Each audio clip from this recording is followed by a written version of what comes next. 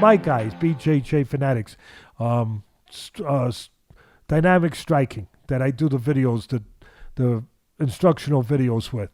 They say Anderson Silva, Teddy, greatest of all time. So I went and I looked at his tapes because I want to see for myself. So I look at myself, and just like when Cuss looked at Nadia Comaneci, it didn't take long. I watched some of his tapes, and as soon as I saw them, I said, champion, greatness, special. You know when you're seeing someone who is different. The same way as back in my sport, back in boxing in the 1920s, there's always somebody who is the first to bring you and bring the sport to that next place. A pioneer. Where gentleman Jim Corbett in the 20s came along and he was the first guy to move around the ring. Different. And then after him, Jack Johnson, the first black heavyweight champ, one of my greatest fighters of all time, but different. Not because of the color of his skin, of course. Different because of the way he did things. He was the first guy, and it's always you're evolving, the sport, the business, society. You hope you're always progressing, evolving, changing.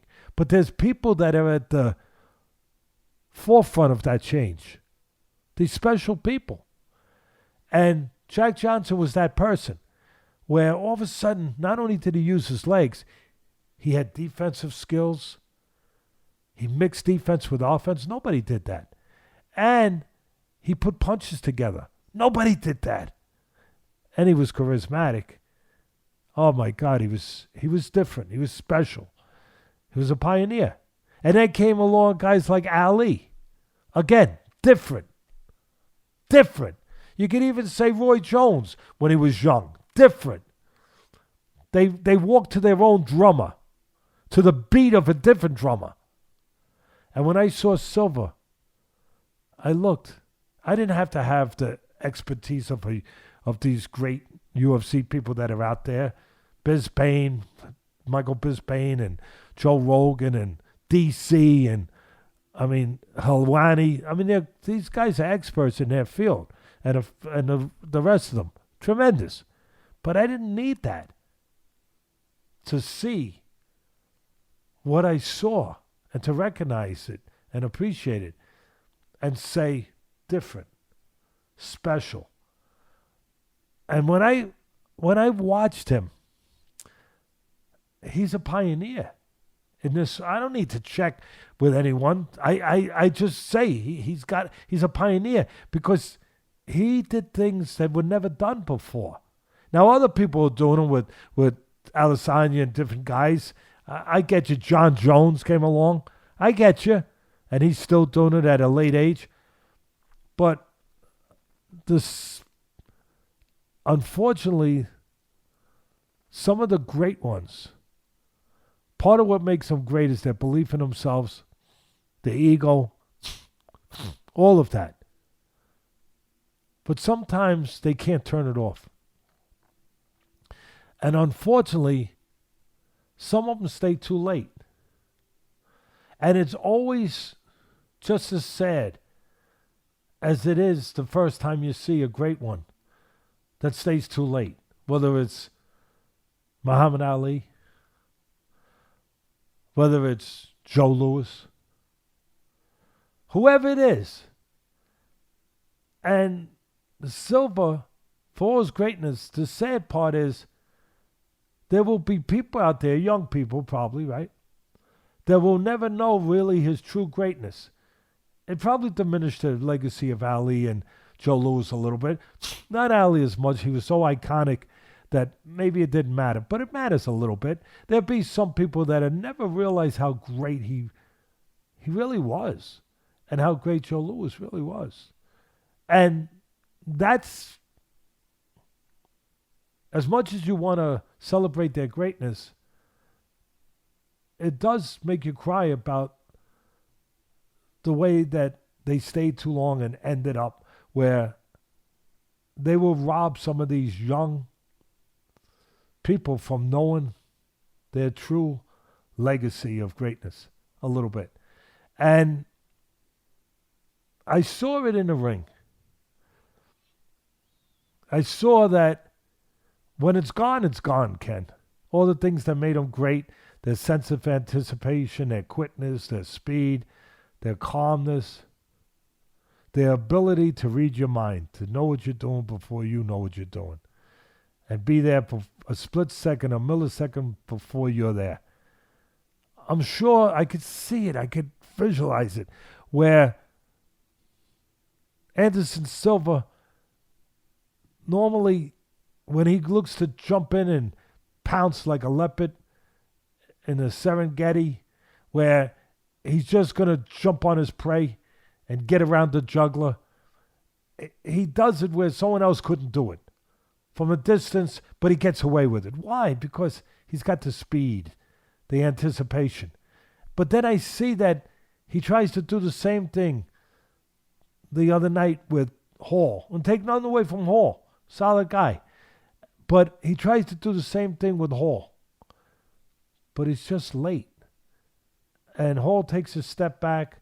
And instead of him being on the juggler of the gazelle, and on the juggler of the water buffalo, instead he runs into the horns. Instead of being the hunter, he becomes the prey. And it's really sad, because you know that there was a time when he made that explosion, closing that distance, he gets there. Someone else doesn't get there. It's too far away. And you get a guy like me saying, oh, you're going from too far away. But not Silva, because he knows he could do it, because he's special. And he gets there. But this time now, he don't have that ability. And Hall steps back, and what happens? He falls short. Instead of getting on the neck of the water buffalo, he falls into the water hole. He just falls short. And Hall steps back, and to his credit, against the southpaw, which Silva is, he throws the right punch, the right hand, and he puts him down. And that's what you see, and that's what a lot of kids are going to see. And then afterwards, you see what you've seen before in this kind of ending that happens too often with the great ones that stay too long. You see Hall, a man of class, a man of character, a man of humanity. You see him on the mat with his head down next to the man that he honored, the man that he grew up idolizing, hoping he could be like him someday. You see him on the mat crying. Same way that Larry Holmes cried when he beat his idol, Muhammad Ali. The same way that Rocky Marciano cried privately in his locker room when he beat his idol, an old Joe Louis. So, it's, again, you see that. And the one thing that the great ones don't see, they don't see what we see. Because they can't. They mustn't. That's what makes them great. They are always the lion. They are lions, Ken. These are lions. And they're always the lion. They always feel they're the lion. Because that's what they are. They don't recognize that their teeth are no longer sharp, or that their claws are no longer quick, or their roar has been diminished, and it no longer goes and penetrates through the air the way it used to penetrate. They are still the lion in their mind. That never leaves. They still are the kings of their kingdom, of their realm. And it's sad seeing old lions. When it was all over with, if you watched it the way I did, and you saw him in a ring all by himself, looking around, That was a lion looking around. Ken, I almost get emotional. That was a lion looking around. And he was looking at what was his kingdom at one time. The place that he ruled like nobody else ruled. Like nobody else ruled. And he was looking at it, and he probably was remembering the way he tracked down his prey. How magnificently, like nobody before him, tracked them down. And basically said, how dare you step into my realm, into my kingdom, when I am the king. And you're looking at him, and I'm sure that's what he was seeing.